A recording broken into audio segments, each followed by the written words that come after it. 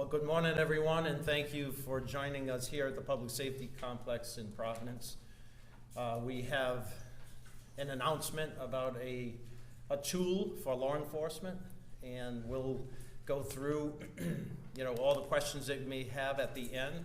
Have the mayor speak and the council president and the colonel.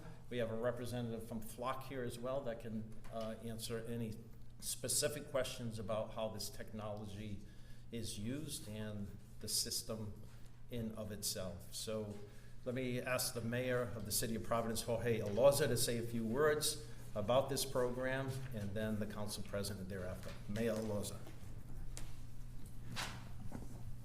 All right, good morning, everyone. I want to begin by thanking the folks that we have here today, Commissioner Parry and Chief Clements.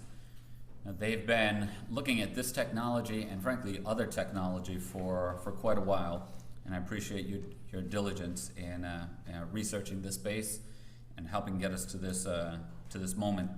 Also want to recognize Council President, who's been really a great partner and has understood the value of this kind of technology in fighting crime from the very beginning. So thank you, President, for your partnership. I also want to recognize Josh Thomas. He's a representative from Flock, and he's scheduled to speak after all of us, and he's available for any questions. So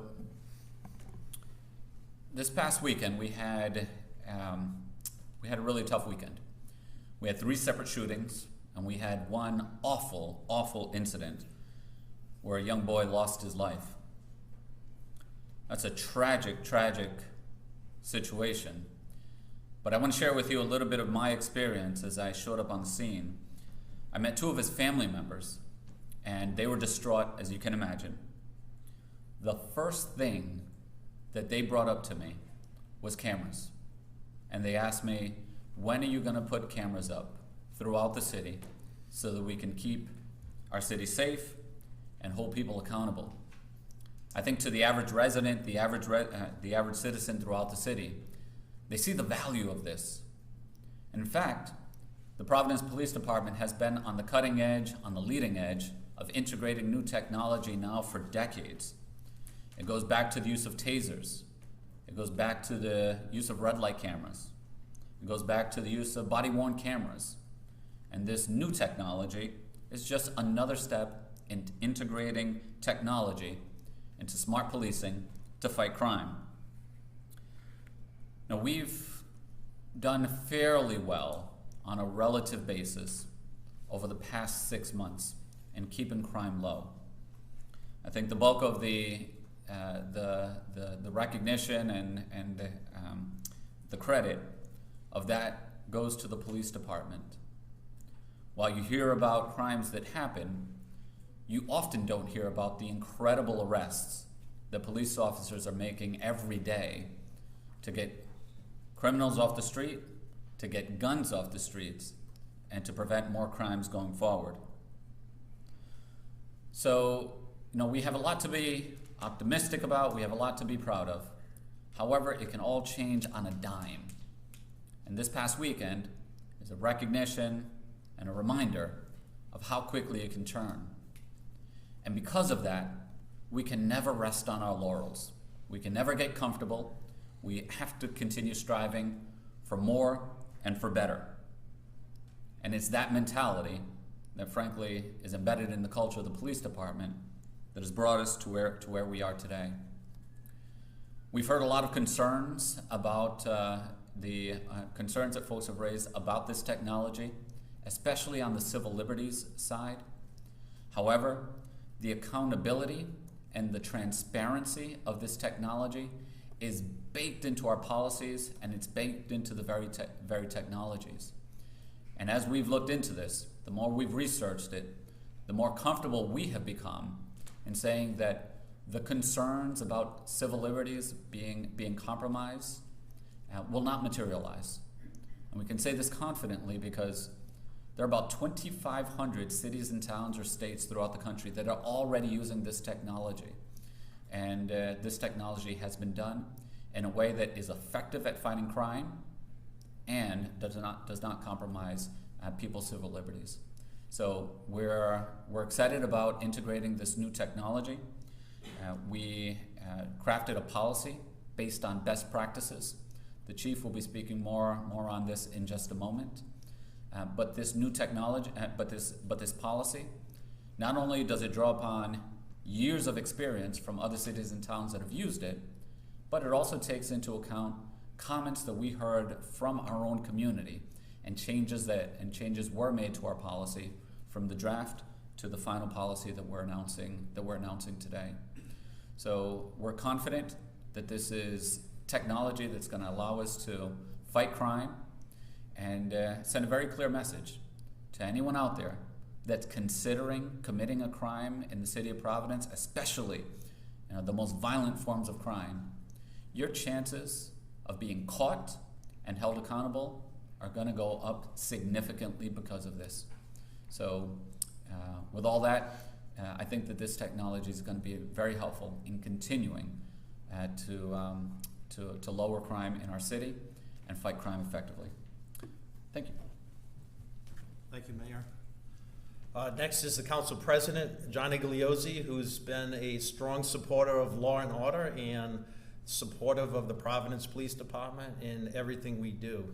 This is about crime deterrence and crime accountability for those who come into this city or reside in this city and commit crimes, whatever those crimes may be. So we appreciate his support, the council's support, and supporting this technology, understanding what it is and what it is not.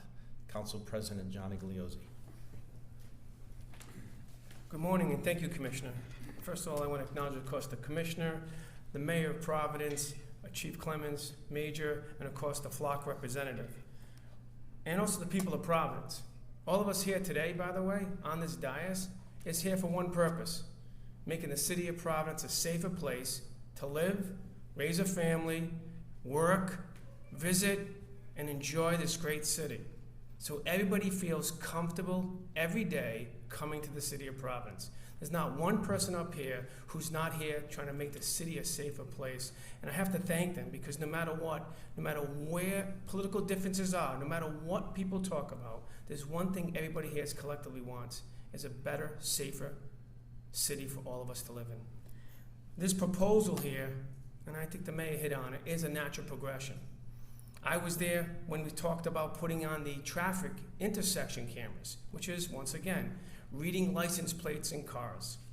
And at that time, folks were concerned about different issues and civil liberties and etc. But it was applied reasonably, honestly, with accountability and transparency, and it showed that it's been a success for the city of Providence and the people who live here and visit here. Then we took another step. We then chose to do license plate readers in our school zones. And we applied it in a safe, responsible, accountable, transparent way, and it has been successful.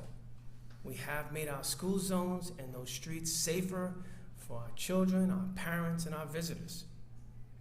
Now that's a civil application. Now we're taking the next step. And we're looking and doing the same steps. We're being measured, showing accountability, transparency, and we're doing it in an honest way. This flock system is about fighting crime, about making our criminals who want to visit the city, who want to live in the city, feel uncomfortable. Make them think twice. Make them know that we will not stand for it. We will not stand for them victimizing the people who live in the city, to victimize the people who want to raise a family in the city, to victimize the people who want to have a business in the city.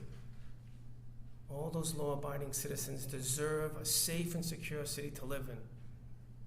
And anybody who questions that, well, you look to some of our neighbors, and I think it's like, I don't want to get the number wrong, but roughly 1,200 law enforcement agencies have applied this, from San Francisco to Chicago to Minnesota. So they're adding this to their crime-fighting ability, those big cities, and this is a chance for us to do the same. So I stand in support of this. By the way, supporting, of course, that, as the mayor mentioned, the chief and the commissioner, applying appropriate accountability measures and transparency measures, which they have, and they'll be submitting the proposal, the policy soon, and it shows it.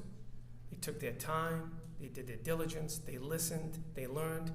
And the beauty of policies is that we can always make them better.